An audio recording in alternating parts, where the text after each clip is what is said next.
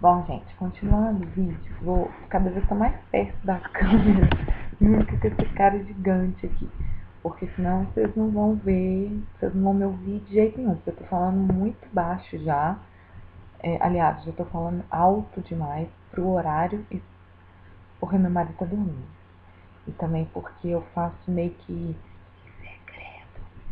esse canal, né, e porque meu marido debocha, ri, passa mal de rir de mim e tal. Aí eu prefiro manter segredo. Ai, bom, quase colocando na boca. Não, vocês não vão escutar nada. Bom, então continuando, eu retirei um pólipo, né, no útero, dia 1º de outubro desse ano, porque o meu ginecologista falou que se eu não retirasse, é, ele era isso que podia estar atrapalhando minha não gravidez, porque ele estava funcionando como um DIU, né? E se eu engravidasse também, qualquer sangramentozinho que eu tivesse, do pólipo, não do pólipo, eu podia achar que era um sangramento de aborto, alguma coisa, e acabar me assustando à toa, ou ser um aborto e eu achar que era do pólipo, podia acontecer um monte de coisa. Então eu resolvi tirar o pólipo. Tirei, foi uma cirurgia super simples, foi intravaginal, tudo. Saí do hospital no mesmo dia, meu marido ficou lá comigo, minha mãe, que, nossa, minha mãe é uma gracinha. Eu converso com ela todos os dias, até hoje a gente parece que continua morando na mesma casa, mas junta, a gente só falta uma comer a outra. São gênios muito opostos, mas eu sou apaixonada por ela. Mas aí eu tirei o pólipo e comecei aí ele pediu para que na minha próxima menstruação, que seria agora dia 20, acabou que adiantou, ela veio dia 18, adiantou muito, ela veio dia 18 e ele pediu para no dia que eu menstruasse que eu ligasse para ele, porque ele ia ligar para o laboratório para a gente marcar uma ultrassom, porque a gente ia começar a rastrear a ovulação.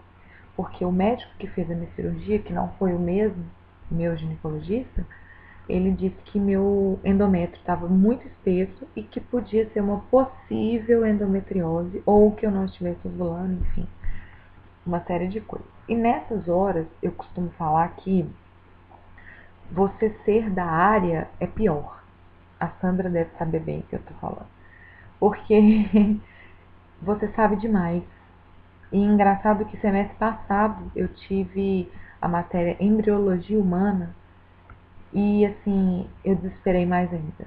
Porque eu vi que a gravidez é uma coisa muito difícil. E que essa galera que engravida um atrás do outro, eu vou te falar, é benção mesmo. Porque, meu Deus do céu, como que pode? Que é um caminho árduo do espermatozoide com o óvulo até chegar lá. E a gente vai ficando louca porque vai vendo o tanto de doença possível. E eu tive aula de genética também, genética avançada, e a gente vê o tanto de doença autossômica, herança genética, um monte de coisas.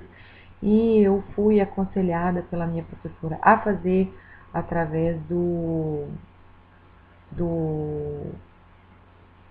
Hemominas, o acompanhamento genético, aconselhamento genético, porque o meu marido é libanês e ele tem talassemia, que é a doença do Mediterrâneo, que é muito confundida com a leucemia. Ele inclusive teve uma irmã que morreu aos 5 anos por causa da doença. E ele já tem uma filha, tudo que não tem a doença, mas eu posso ser uma portadora do gene e pode vir a dar problema. Enfim, eu acredito que não, a possibilidade é pequena.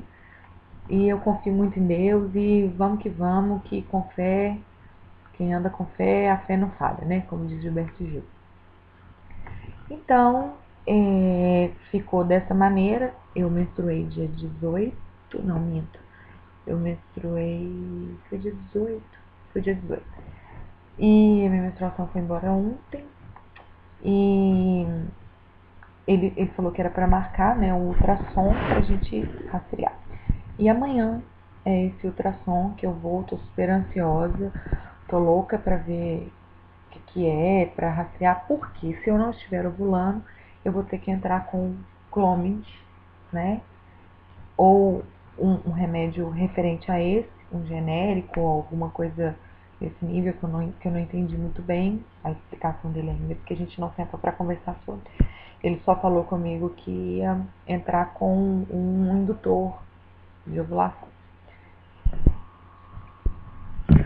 Ai, meu Deus,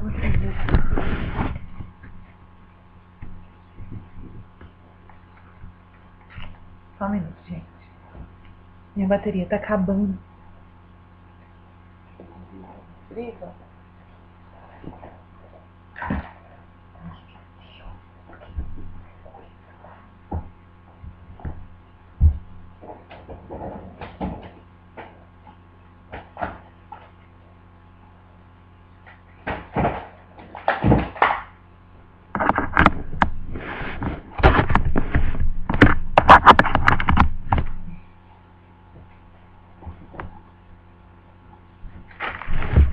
Desculpa, gente, minha bateria tava acabando.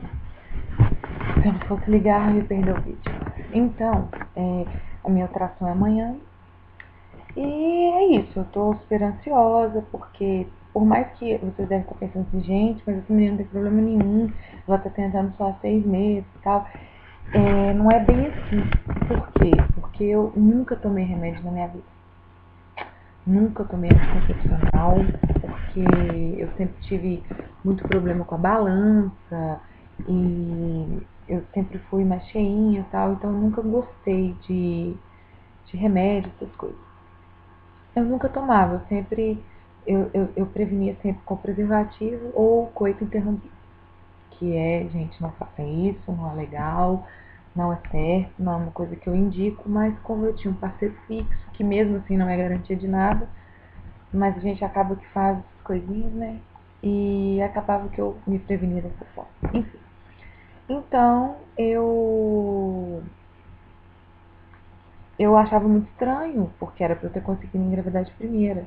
E o povo fala, porque você tá muito ansiosa e tal. Gente, impossível não ficar ansiosa quando você tá planejando, quando você é uma tentante. E eu via também eu vi o vídeo da Paty Maca, dela pegando o teste. Gente, incrível como que a reação dela, a hora que ela pegou o teste, gente, mesma coisa. Eu já fiz muitos testes de farmácia, já fiz inclusive exame de sangue, tudo.